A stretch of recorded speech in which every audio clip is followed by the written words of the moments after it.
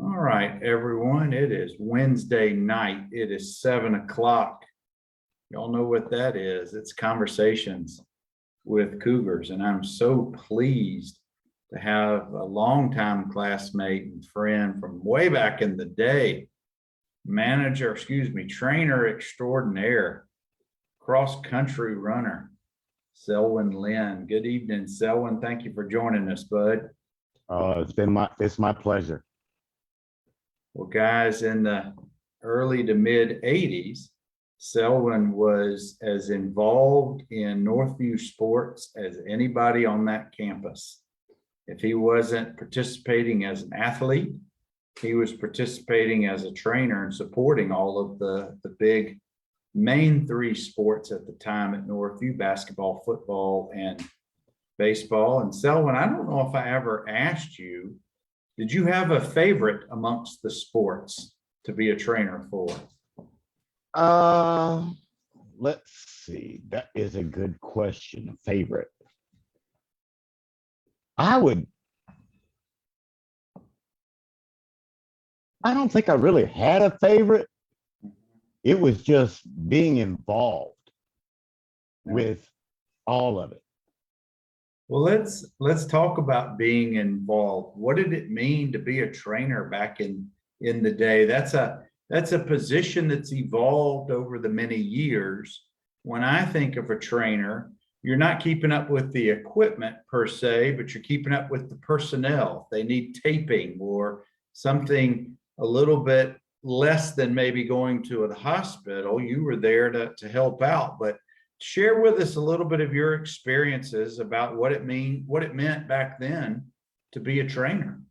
Okay, back then, being a trainer, no, we weren't very noticed by the people outside of the sport or the people sitting on the sidelines. But to our players, it's like, okay, I have a problem with my ankle. Can you tape it up a little bit tighter? Yes, I can. Sometimes I taped it up a little bit too tight. But you got that taping.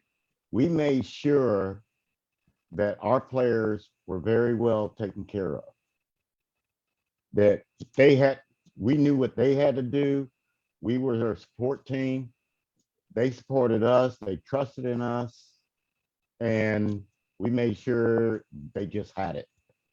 You also had a unique position, I think, in kind of being a liaison between the athletes and the teams with the orthopedic doctors or the doctors who supported whichever programs it were. What was that like communicating? Do you remember some of the doctors or any of the medical staff you got to be around at the time?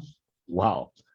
It was Dr. Simpson and one of his PAs that I talked mostly with.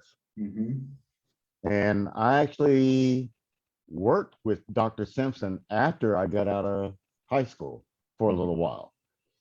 As I was at Flowers Hospital as an orderly, and he was showing me things that I didn't know in high school.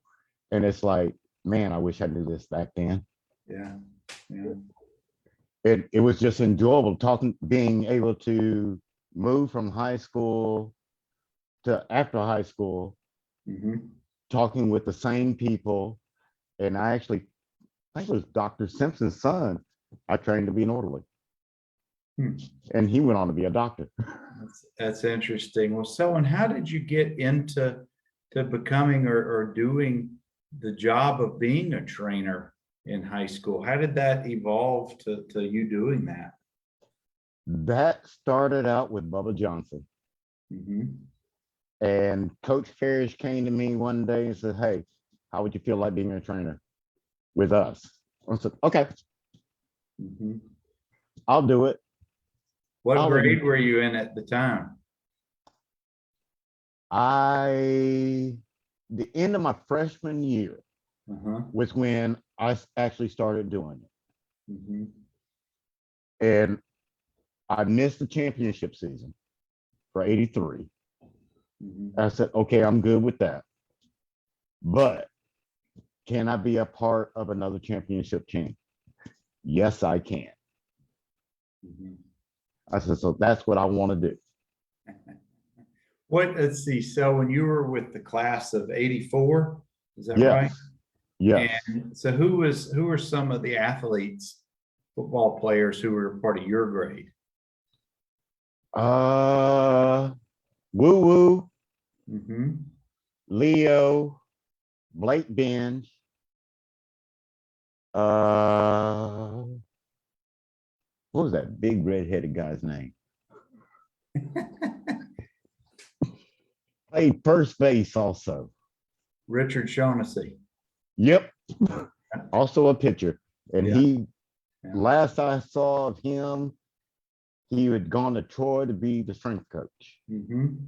So you really had some top-notch athletes who were in your grade. And had you gone to middle school or junior high with any of those guys? Where did you go to junior high? Beverly. Beverly? I I don't know if Leo or Woo Woo was at Beverly with me, Mhm.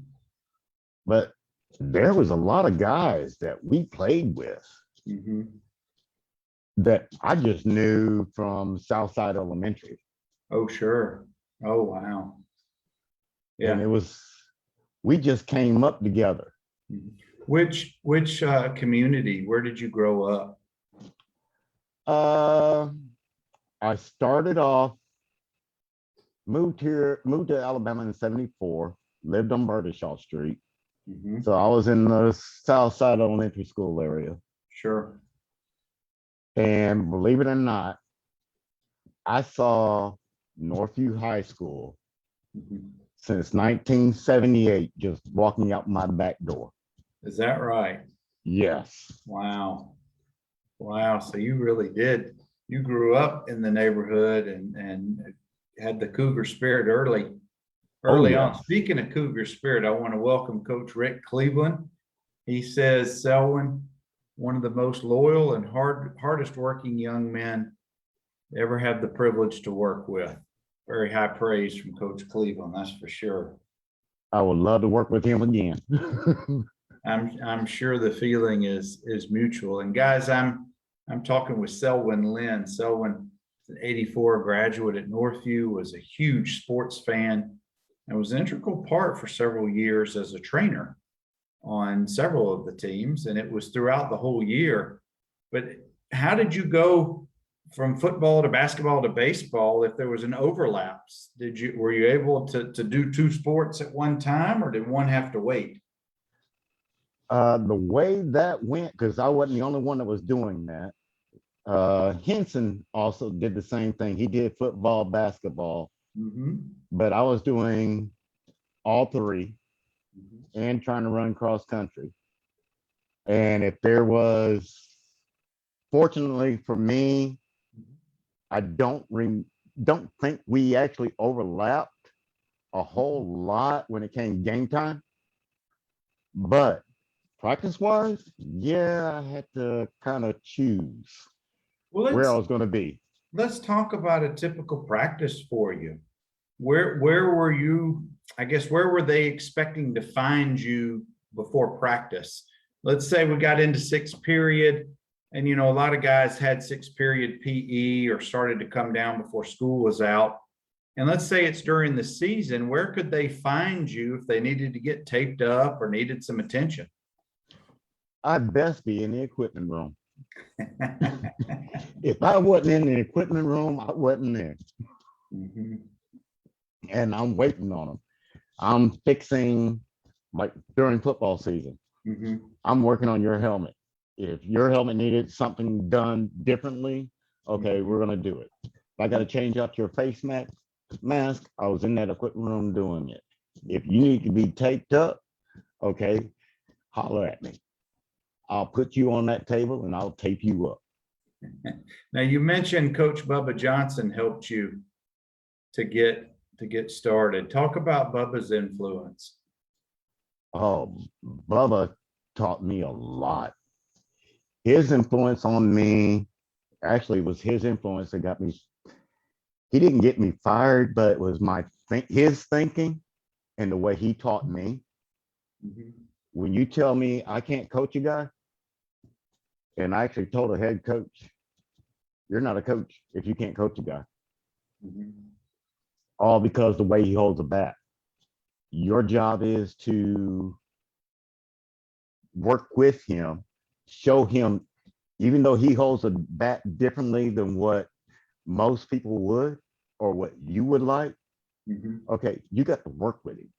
Mhm. And okay, show him something different. Show him how to hit a straight line. And that's what you want to work with, the basics. Mhm.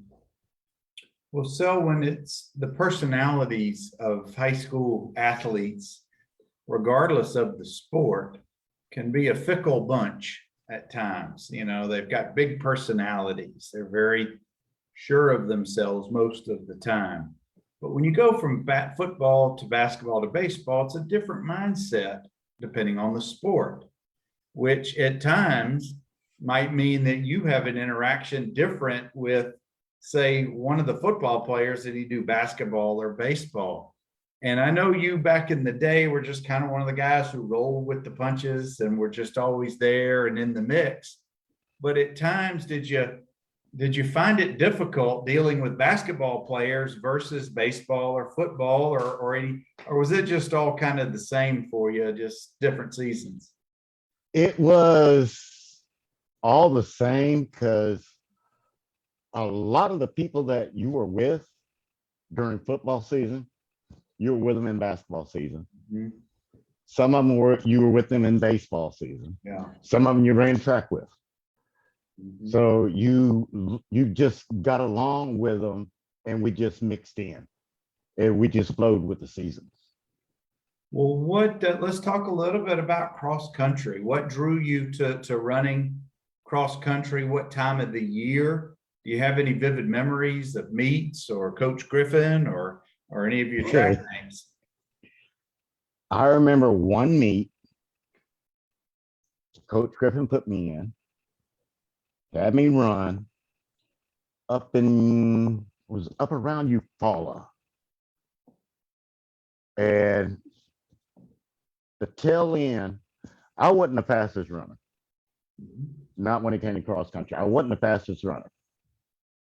And Coach Griffin would testify to that. I know I was not fast. But I had this one guy, he and I had been going neck and neck the whole meet. Got to the tail end of the 3 mile run. Coach I heard Coach Griffin hollering, do not go on the rocks. Do not go on the rocks. Mm-hmm. And the guy ended up forcing me into the rocks. And he beat me. Mm-hmm. And it's like, really? And I finished the race in the rocks. Just one of those things about competition. I know that Coach Griffin had a special relationship with his runners, and he really was kind of a Pied Piper, if you will. And we certainly wish him continued good health. But running for Coach Griffin was not it was a privilege. It was an honor for those who have run for him. It certainly was not a right because you had to make the team. You had to be one of his athletes. And did you ever feel that camaraderie with Coach? Oh, I am working with Coach Griffin. And, a lot of us called him Coach Clean. Because when you came in during the day, he was wearing his suit.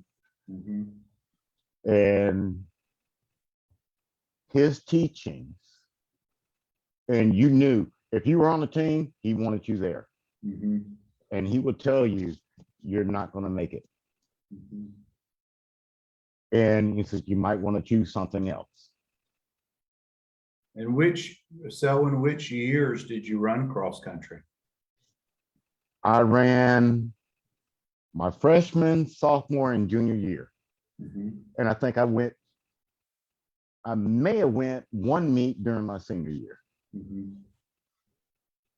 Well, let's pivot back, guys. I'm talking with Selwyn Lynn. Selwyn's a proud 84 graduate, and actually his family is a 2-generation Northview graduates. His son graduated in 2014. And during the time that he's coming up through, and he's also named Selwyn. During Yes. the time he's coming up through, Selwyn, did you share some of your stories and memories?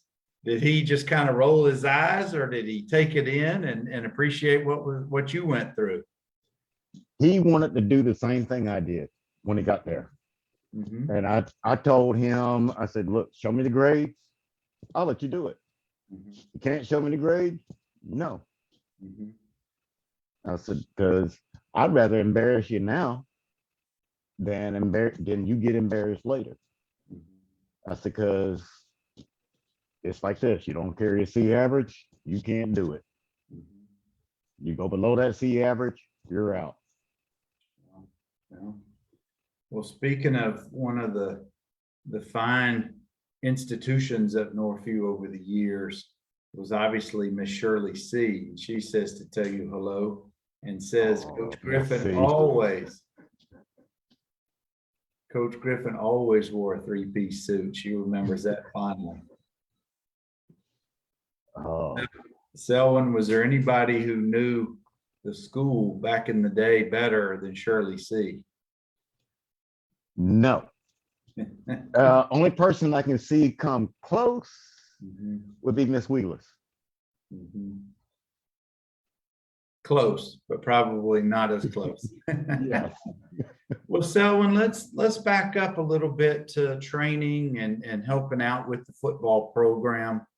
Do you have any memories of certain games or players or just anything that maybe brings a smile to your face because it's a good memory from back in the day?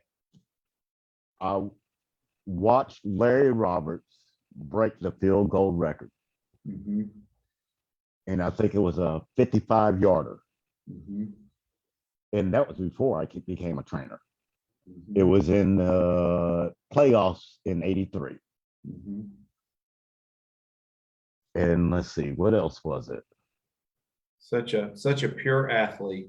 Yes. If he would ever have just focused on kicking or just focused on one position, even though he was an all-star or all conference at Alabama, and they made it to the Niners in the pros, there's no telling what he could have done. He was just too talented to only play one position or just concentrate on one side of the ball. What other vivid memories or good reflections do you have? Watching us, and you know, it's always been, you beat Enterprise, you're in the playoffs. That's true. It's true. And it was my senior year. We didn't beat Enterprise, but we played to beat Enterprise. And my wife looks at me now and she says, how do you remember this game? I said, the score. Because you do. Because you do. And I said, and being on the field at that time, I said, no. Because I remember we were playing in the bowl and they had to pull all the trainers. Enterprise wanted all our trainers on their side of the field. And by halftime, they had to pull us from that side of the field back to our side of the field. Why was that? It was getting a little chippy. Yes, it was. Yeah, I know in the fall of '82 at Enterprise, that would have been your junior year, I think. They killed us. That was the worst loss. That was a 44-0 loss. Yes. And then your senior year, which would have been '83, we lost 24-7 at home, but then beat Northview beat Dothan the next week, which capped a pretty good. Tim Bright is watching and says to tell you hello. What's going on, Tim? Well, Selwyn, what about your game day responsibilities? What made it unique to be on that Northview sideline or to have trainer responsibilities? And who were you mainly dealing with from a coach standpoint, or was it everybody, whoever needed you? It coaching wise, it was everybody. Mhm. I was there. My being on the sidelines, it was like, okay, our punters, make sure you had your screen to where you can punt. Our quarterbacks, if you had to get up there and throw, I'm throwing with you. Mhm.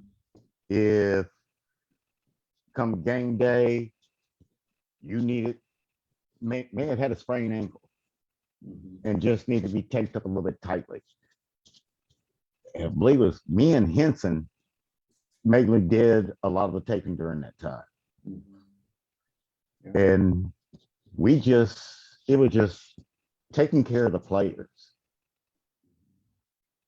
And it came with great pride because you guys really, you were behind the scenes, but you weren't unnoticed. That's for sure. And speaking of a coach who certainly noticed you back in the day and is noticing you right now, Coach Randy Hicks says to tell you hello. Hey, coach. Guys, I'm talking with Selwyn Lynn, an 84 grad of Northview. Talk to us a little bit, Selwyn, about school pride back in the day. What was school spirit like from your perspective? Oh, it was great. And matter of fact, my sophomore year, we got banned. The sophomore class got banned from a pep rally because we were too rowdy. I've never heard of that. What happened? I don't know what happened the week before all it went on, but we were told that the sophomore class could not come to the next pep rally because we were just too rowdy. Oh boy. I And bet that didn't sit well with anybody. no, it didn't. And it was the SGA that sat there and says, look, if the sophomores can't be there, Uh-huh. then what's going on? And the next week we were right back. Well, yeah, it's in the 80s. I think that particularly with the school, with the football program winning 2 state championships in a 4-year span, or 81 and 85, 5-year span, school spirit had to have been at an all-time high. Speaking of school spirit, Mark Saffold says to tell you hello. Oh, I hadn't seen him in a while. Used to live around the corner from him. Yeah, Mark and I had a great conversation right here on this program, and so good to catch up with him. Selwyn, who else lived in your neighborhood who ended up at Northview? Let's see. The Sappos lived near me. Doug Jones lived about 3, 4 streets over from me. Let's see. Band wise, I had Michelle and Michael Withers, Rod Daniels, Tamara West. So really, you had several classmates who lived in the neighborhood. Yes, But that was now. Did you walk to school or did you drive? Or did I you walked. walk? I walked. I was going to say you were pretty close. Probably didn't take 10 minutes of a walk, but talk to us a little bit, Selwyn. What made you proud back then, and what makes you proud now to be a Northview Cougar? Being part of a team that considered you family. Mhm. We weren't just family on the field, we were family off the field. Mhm. That made everything to me. You know, being part of a bigger organization and just being part of that regardless of your role, whether you're the most recognizable person on the team or you're just someone who fills a particular role, being part of the bigger picture, at least from a high school standpoint, it gives you a place of a sense of being, a sense of belonging. Yes. And one of the unique things that you had is you weren't just part of the football program, just part of the basketball program, just part of the baseball program, but also part of the track program. And that basically encompassed hundreds of student athletes throughout the entire year. So I suspect during your time period, you didn't lack for people to hang out with or things to do. There probably wasn't a whole lot of sitting around your house bored. No, I was hardly at home. Uh-huh. My mom said, okay, what you got going on today? I said, well, I'll be home after practice. Which one? That's right. Did you ever, I suspect, well, I guess you could wear the same clothes for each of the different practices unless it was track or cross country. But I suspect there may have been days where you had to take a list, a mental checklist. I got to make sure I got everything I need for the day. Yeah, I think there was a couple of times I forgot my baseball glove. Because baseball tryouts came during the tail end of football. And it's like, okay, I'm in the football right now. Right. And there was a couple times it's like, okay, I just need to leave my glove in the locker. That's right. That's right. Well, let's talk about Bubba Ball, playing for Bubba, being part of that program. I enjoyed my 4 years. That spring of '84, one of your classmates, Barry Hightower, was one of the leading pitchers in the state. He went something like 12-1. We came in third in the state. We lost to Fairhope in the semifinals at home.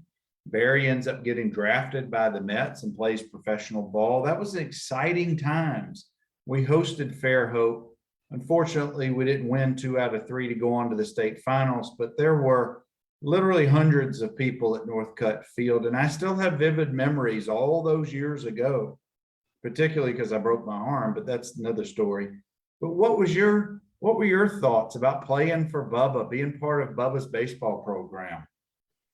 Well, Bubba actually, my senior year, he looked at me and says, you want to be a trainer or you want to play? He says, you're able to play. And I said, you know what? I'll stay a trainer. And what a lot of people didn't realize, I had a knee injury before middle school. So I decided, hey, if I can be a part of support and not play, let's be support. But he taught me a lot. He allowed me to try out. I tried out my freshman year, got cut. Became a trainer after I got cut. And my position was the outfield. And he was willing to give me another shot at playing the outfield my senior year. And I love him for it. He taught me how to be a switch hitter. Well, I was going to say, Selwyn, that your senior year, the year that I'm referring to, I think we were something like 27-7. It really was a special year. You know, Bubba had won the state championship at Dothan High before coming over to Northview, and we really had a special squad in '83 and '84, and with Barry's leadership and Shaughnessy, Wes Whitfield, Leo, Blake Hall, Greg Hillier, Mike Rookert. I could go on and on and on. Yeah, so Mike many wonderful baseball players. Say again? Mike Rookert was a great shortstop. Oh, I love being a second base partner, a double play partner with Rookert. He taught me the trick about how to pin the ball against the back of your glove so you don't have to do the transfer. But anyway, that's a whole nother conversation. But just thinking about those time period, and I see a smile on your face, it brings a smile because it was such a special time for us, you know? Being part of high school sports really is a lifelong memory, regardless of what your position or how you were part of the team. And That is true. yeah, and we've got a couple of more minutes with Selwyn Lynn. Selwyn, I know you keep up with sports in different ways, different levels of sports, but you know, with your son coming through in the mid 2000s, recent graduate, I know you've seen high school sports over the years, but do you think the athletes from back in our day could compete with the athletes of today? Looking at the athletes and the mentality we had back then, we put our old teams back together. We tear these new guys apart. And what part of that, what aspect of the old teams do you think would have an advantage over the current teams, the current athletes? Mentality. We had a team mentality, not, oh, I'm the star athlete. Mhm. I can do this, I can do that. It's we work together. You know, you're so right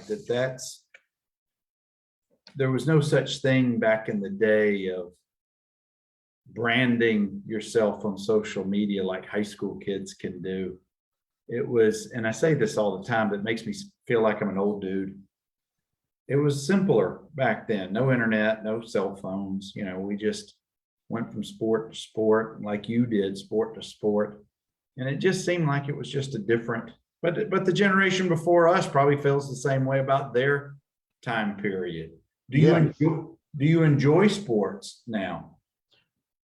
I do. I try to watch football whenever I can. I'll pick up every now and then a baseball game. Mhm. College basketball, I don't watch till I get to the playoffs. Yeah.